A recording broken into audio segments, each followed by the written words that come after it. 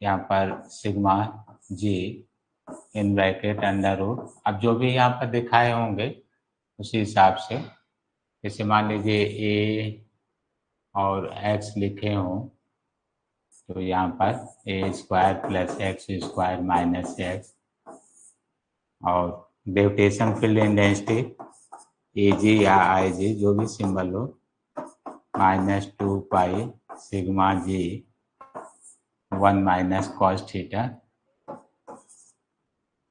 तो cos theta यहाँ पर x/r। वैसे हमें याद है बताए हैं, लेकिन शायद छोटा हो तो इसको देख लीजिएगा, ठीक है। यहाँ पर है सर्कुलर डिस्क, सर्कुलर डिस्क ये है,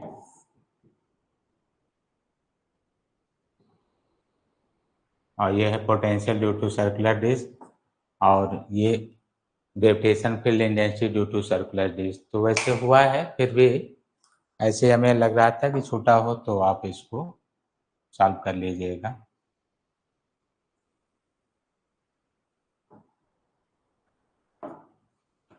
तो आज स्टार्टिंग है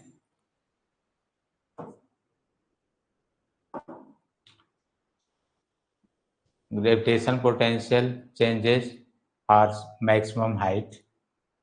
पृथ्वी तल से किसी महत्तम ऊंचाई पर गुरुत्वीय स्थितिज ऊर्जा में परिवर्तन। इस पर क्वेश्चंस अगर देते हैं तो कैसे करेंगे। पृथ्वी तल से महत्तम ऊंचाई पर गुरुत्वीय स्थितिज ऊर्जा में परिवर्तन, change in gravitation potential energy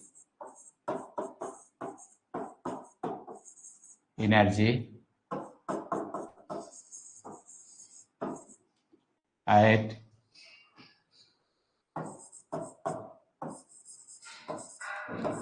maximum height, maximum height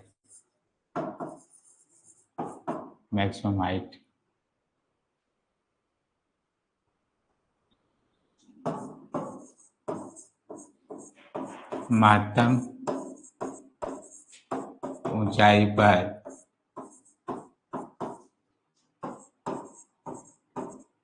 गुरुत्वीय स्थितिज ऊर्जा में परिवर्तन, स्थितिज ऊर्जा में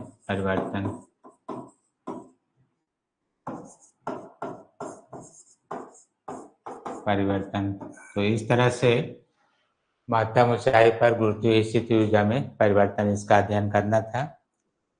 तो पृथ्वी तल पर आप जानते हैं, जैसे कि पृथ्वी तल पर गुरुत्वीय स्थितिज ऊर्जा, मान लीजिए कि ये अर्थ सरफेस है, मास तो आप लिखते ही हैं, पृथ्वी का द्रव्यमान m, रेडियस आप लिखते हैं r, और ये कोई ब्लॉक है जिसका मास m है।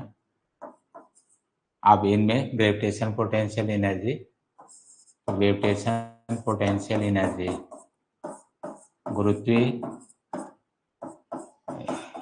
स्थितिज ऊर्जा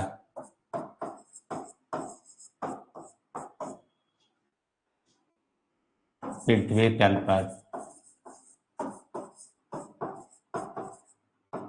एट द अर्थ सरफेस। तो इस तरह से आपको याद है, आप ये लिख लेंगे अर्थ सरफेस पर E1, तो -G(m)(E)m/r।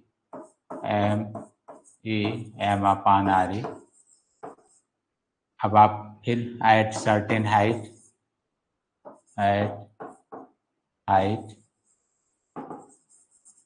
h gravitation potential energy. तो h ऊंचाई पर गुरुत्वीय स्थितिज ऊर्जा, तो वहां पर आप लिखेंगे -G(m)(r)E + h। अब आप चेंज इन पोटेंशियल एनर्जी यहाँ से आप सॉल्व कर सकते हैं, यहाँ से चेंज इन पोटेंशियल एनर्जी दोनों का, ठीक है, चेंजेज आप निकालिएगा। तो यहाँ पर change in gravitation potential energy, गुरुत्वीय स्थितिज ऊर्जा में परिवर्तन, स्थितिज ऊर्जा में परिवर्तन।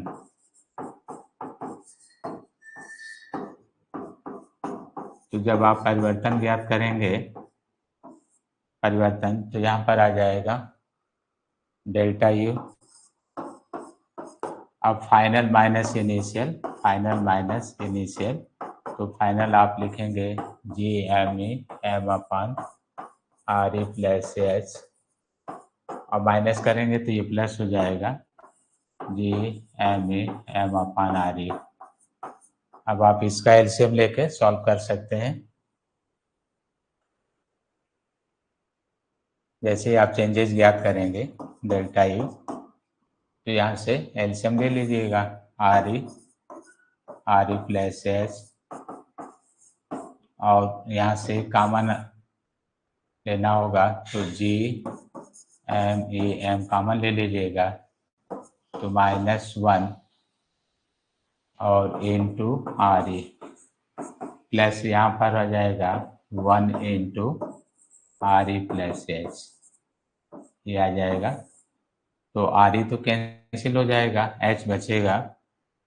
तो आपने जो सॉल्व किया यहाँ से देख सकते हैं, इसमें ये कॉमन लिया तो आर ई आया, और इसमें आपने minus R E plus R E cancel कर दिया, तो G M E M into H upon R E, और इसको आर ई भी कॉमन ले लीजिए, तो 1 प्लस एच अपान आर ई। इसलिए हम बता रहे हैं कि जो आपसे गलती होती है वो क्या होती है देख लीजिएगा। ये है, ये आर ई स्क्वायर की वैल्यू है, ये जी आर ई स्क्वायर की वैल्यू है delta U M G H upon 1 plus H by R E, ये माना गया। आप लोग जो लिखते हैं तो इस तरह से स्थितिज ऊर्जा में परिवर्तन जो होगा M G H upon 1 plus H by कितना आएगा आर ई, यहाँ से जो क्लियर हुआ, समझ में आ गया। गुरुत्वीय स्थितिज ऊर्जा में परिवर्तन। अब आंसर आप केवल ये लिखेंगे तो कब सही होगा, ये ध्यान रखिएगा कि आपका आंसर तभी सही होगा, नोट कर दे रहे हैं, तभी सही होगा जब आप ये लिखेंगे कि H is less than R E. इसका क्या फर्क होगा कि जो H की वैल्यू बहुत कम होगा तो ये डिवाइड करने पर 1 से कम हो जाएगा, तब आप कह सकते हैं कि 1 plus H by R E nearly equal to 1, तब जाकर आपका ये आंसर सही होगा कि delta U equal to M G H. क्योंकि आपसे ये पूछा जाए कि एक कण को किसी महत्तम ऊंचाई के लिए फेंका जाता है तो गुरुत्वीय स्थिति ऊर्जा में परिवर्तन होगा, तो आप यही बताते हैं एम जी एच, जो कि रंग हो जाएगा। जैसे एक हम क्वेश्चन यहाँ पर लिख कर दे रहे हैं आपको, ठीक है। क्वेश्चन क्या है कि पहला क्वेश्चन है कि कण को पृथ्वी तल से त्रिज्या की आधी दूरी तक फेंका जाता है, पृथ्वी तल से